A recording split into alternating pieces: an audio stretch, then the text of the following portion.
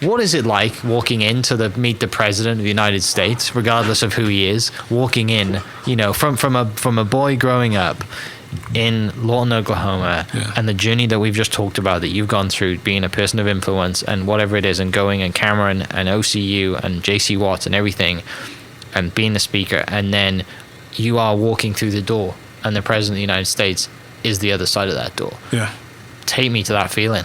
Yeah. It's a humbling experience, and you do. And so one of the things I've tried to do most of my life, and I think I've done pretty well, is to try to be in the moment, right? To be present, and to actually take in what it means, and to feel it and to own it. And so in those moments, the things that I'm thinking about, and because I've had a chance, I had met President George W. Bush before, so I've met two sitting presidents before, but I met a lot of other elected officials.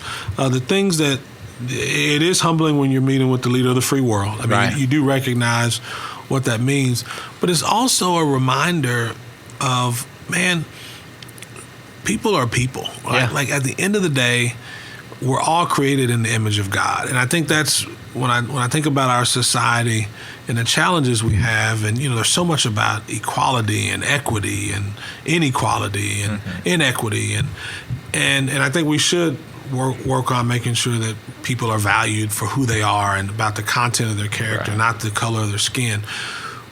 However, I think there's only one place where every single person is equal among themselves, and that's in the presence of God. And I think when you remove a higher being, your God, out of your society, that's when people start creating these goofy, fiefdoms and these goofy hierarchies. And so walking in to meet, President Donald Trump, knowing that you're interviewing for a job, you just don't know what to expect, because this is a guy that I've known of my entire life. So this is different than other presidents that kind of, they kind of emerge and you kind of get to know them over 18 months. I've known of him my entire life. I remember him being interviewed by Oprah Winfrey and being on the Phil Donahue show. Now I'm really dating myself. So you at least know of him. And so I walk in, and when we're there, because we're all being interviewed, and Chris Christie's there, Bob Johnson, the first African-American male billionaire's there. Who else is in the room? There's some other. Mayor Giuliani is in the room. We're all kind of in the line, and you're like, what the heck am I doing here? Like, come on. But you try to look dignified, of course. And look as if you belong. And I've certainly looked that part before, or tried to look that part before. And so when we walked in, you had to walk. They told us that there would be a press opportunity. So we're at Trump's place in New Jersey. And so we walked by the press, and he said, when you get up there, the president's going to want to stop before you walk in, because we're outside. You're walking outside, and it's cold. And he said he's going to want to stop there for the press opportunity. And so we did. And when I shake his hand, you're a little bit starstruck, because you've just seen this face all the time. And the first thing he says is, "You're taller than I thought. You're taller than me." And I said, well, let me fix that, Mr. President. And I stepped down on a step, because we're walking up these steps to get to the house.